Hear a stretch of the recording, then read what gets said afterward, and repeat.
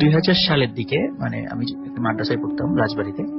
তো আমার উস্তাদদের সাথে আমি বিশ্ব ইজতেমা যাই 2000 সালে। তখন আমরা ছোট ছিলাম। তো বিশ্ব ইজতেমায় যাওয়ার পর ওখানে তো প্রচুর লোক থাকে এবং ওখানে যেই অজু বা গোসলের প্রচুর ভিড় থাকে, আপনারা জানেন সবাই ওখানে কি অবস্থা থাকে। তো আমি গভীর রাত্রে মানে আমার একটু ওয়াশরুমে যাওয়ার দরকার হয়, তখন আমি গভীর রাত্রে ওখানে যাই। যাওয়ার পর হঠাৎ করে এক মুরব্বী, আমি যখন অজু করি, হঠাৎ করে এক মুরব্বী আমাকে বলছে যে, বাবু আমার এই পাত্রে একটু অজুর পানি ভরে দিবা? আমি বললাম হ্যাঁ অবশ্যই। দেখলাম যে লোকটা বেশ বয়স হবে কত, মানে 70-80 এরকম বয়স হবে।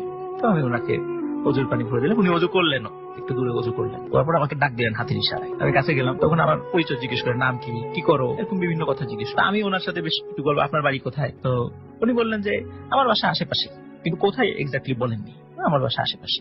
তো উনি বললেন যে বাবু শোনো, তোমাকে একটা গল্প শোনাই আমার। আমি বললাম ঠিক আছে বলেন কি গল্প। তখন উনি ওনার একটা গল্প শোনালেন, সেই গল্পটি আমি আজকে লিসেনারদের কাছে শেয়ার করতে চাই। কিন্তু গল্পের পার্ট আছে দুটি একটু মনোযোগ দিয়ে শুনতে হবে। প্রথম পার্ট যেটা ঘটনাটি আমি প্রথমে যাব। উনি আমাকে বললেন যে উনি চর অঞ্চলের দুর্গম এক চর অঞ্চলের একটা মসজিদে উনি একটা ইমামতি চাকরি পান। উনি সেখানে ইমামতি শুরু করেন। কিছুদিন যেতে না যেতে চলে আসে বর্ষাকাল। মানে পদ্মার এখন যে অবস্থা, এখন তো অনেক শান্ত, কিন্তু ওই সময়ের যে পদ্মা তো অনেক উত্তাল ছিল। তো পদ্মায় তখন ওই বর্ষাকালে ভাঙন শুরু হয়ে যায়। মানে উনি যে অঞ্চলে ছিলেন মানে ব্যাপক ভাঙন শুরু হয়ে যায়, মানে দিনে প্রচুর এলাকা সমুদ্র মানে নদীতে বিলীন হয়ে যাচ্ছিল। তো এই অবস্থা দেখে সবাই মানে মানে যারা মুরব্বী ছিলেন বললেন যে আমাদের তো আমরা ভাঙন দেখেছি, কিন্তু এরকম ভাঙন তো দেখি নাই, এত ভাঙন হতে পারে। তখন কি করা যায়, কি আল্লাহর কাছে দোয়া করো, কিন্তু কোনো লাভ হচ্ছে না। তখন ইমাম সাহেব যিনি উনি বলছেন যে আমার কাছে লোকেরা বললো, তখন আমি চিন্তা করলাম এদেরকে একটা বুদ্ধি দিই। তখন উনি তাদেরকে বললেন যে তোমাদের মধ্য থেকে একজন সাহসী লোক আমার কাছে এনে দাও, যে ভয় পাবে না কোনো কিছুতেই। তখন একজন লোক, খুব উচালম্বা একজন লোক বললো, হ্যাঁ আমি ভয় পাবো না, আপনি যে কাজ করতে বলবেন সেটাই। তখন উনি বললেন যে আমি তোমাকে একটা চিরকুট লিখে দিব, তুমি নৌকা নিয়ে মাঝ নদীতে চলে যাবে, ওখানে দেখবা যে প্রচন্ড আকারে পানি পাক খাচ্ছে, তুমি নৌকা থেকে নেমে সাথে ওই পাকের মধ্যে চলে যাবে। তখন ওই লোক সবাই শুনে বলছে যে আপনি তো একটা লোককে নিশ্চিত মৃত্যুর দিকে ঠেলে দিচ্ছেন, তো এটা কি করা ঠিক হবে?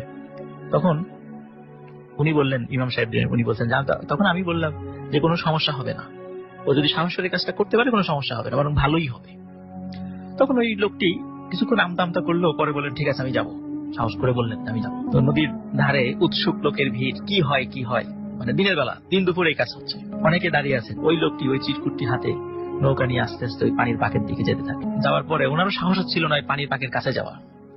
যাই হোক কিছুক্ষণ 7-5 ফেরে অবশেষে উনি ঝাঁপ দিলেন সেখানে। তো ঝাঁপ দেওয়ার পরে যে ঘটনাটা ঘটেছে সেটি আমরা জেনেছি উনি উঠে আসার পরে। উনি ঝাঁপ দেওয়ার পরে যে উঠে আসার পর যেটা বলেছিলেন সেটা হচ্ছে, উনি ঝাঁপ দেওয়ার সাথে সাথে দেখলেন নিচে কোনো পানি নেই, বরং উনি দেখছেন অসংখ্য লোক, মানে বড় বড় জুব্বা পরা দাড়িওয়ালা লোক, ওনারা কোদাল আকৃতির কোন একটা অদ্ভুত ধরনের একটা মানে মাটি কাটার জিনিস, এটা হাতল আছে কোদালের মতোই দেখা যায় কিন্তু ঠিক কোদাল না, এরকম বলেছিলেন। যে এই জিনিস দিয়ে এক গ্রুপ মাটি কাটছে, এক পাশের মাটি কাটছে, আর এক গ্রুপ ওই মাটিগুলোই মানে অদ্ভুত ধরনের একটা ঝুড়িতে করে অপর পাশে নিয়ে ফেলে দিচ্ছে, এই কাজটা হচ্ছে। এবং একজন সর্দার বসে আছেন, উনি ইশারায় দেখাচ্ছেন কিভাবে কোথা থেকে মাটি কাটতে হবে, এবং মাঝে মাঝে বলছেন যে হচ্ছে না, আরো দ্রুত কাজ শেষ হচ্ছে না। তখন উনি ওইখানে গিয়ে ওই সর্দারের কাছে গিয়ে লম্বা করে একটা সালাম দিলেন, এবং ওই যেই লোকটা ইমাম সাহেব পাঠিয়েছিলেন, যিনি আমাকে বলছিলেন, উনি বলে দিয়েছিলেন নাকি ওকে যে এরকম নিচে যাওয়ার পর এরকম একটা জিনিস তুমি দেখবা, তার সাথে কথা বলবা, আমার এই চিটকুটটা নিয়ে তাকে দিবা। তখন উনি সত্যি ওখানে গেলেন, ওই লোকটিকে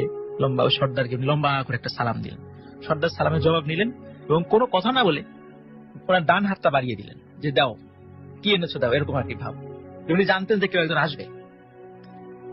তো উনিও হাতের চিরকুটটা তার হাতে দিলেন। উনি হাতের চিরকুটটা হাতে নিয়ে পড়লেন, কিছুক্ষণ পড়লেন। পড়ার পর ওই সর্দার আঙ্গুল দিয়ে ওই কাগজের উপর কিছু লিখলেন। মজার বিষয়, ওনার হাতে কোনো কলম ছিল না, কিন্তু আঙ্গুল দিয়ে যে লিখছে উনি দেখছে যে ওই কালি দাগ হয়ে যাচ্ছে সেখানে কাগজের উপর। দেওয়ার পরে ওটা ভাঁজ করে আবার ওই লোকটার হাতে দিয়ে দিলেন, এবং হাতে দেওয়ার পরে ওই সর্দার ওই লোকটিকে লম্বা করে একটা সালাম দিলেন, আসসালামু আলাইকুম বলেই হাতের ইশারা দিলেন যে চলে যাও। আর কোনো কথা হয়নি তার সাথে, কি ভালো কি মন্দ কেন কোনো কথা নেই, এই জাস্ট সালামের উত্তর, পাল্টা সালাম, কাগজটা ইশারা দিয়ে নেওয়া আর ফেরত দিয়ে দেওয়া, এবং ইশারা দিয়ে চলে যাও। আচ্ছা, ওই লোকটি ঠিক যেখানে ঝাঁপ দেওয়ার পর যে জায়গাটা এসে পড়েছিল, ওনার মনে আছে যে কোন জায়গাটা এসে ঠিক পড়েছিলাম। তো ঠিক ওইখানে যাওয়ার সাথে সাথে হঠাৎ করে উনি নিজেকে আবিষ্কার করলেন উনি ওই নদীর ওই পাকের উপরে ভেসে উঠেছেন। ভেসে ওঠার পর দেখলেন যে দূরে ওনার নৌকাটা এই স্রোতেও চান তাদের কাছে, এবং তাদের হারানো সম্পত্তি যদি বুঝিয়ে দিতে পারেন কিছু হলেও, তাহলেই এই সমস্যার সমাধান হতে পারে। এখন ওই সময় যারা ছিল মুরব্বীরা, তারা তো অনেকেই মারা গেছে, তারপরেও ওনারা যে এলাকায় ছিল নদীর ওই পাশে অনুসারী আছেন। তো আসলে এই যে নদী ভাঙনের যে বিষয়টা, এরকম এই ধরনের গল্প আমি কখনো শুনি নাই। আজকে রিসেন্টদের সাথে শেয়ার করলাম। আমি আসলে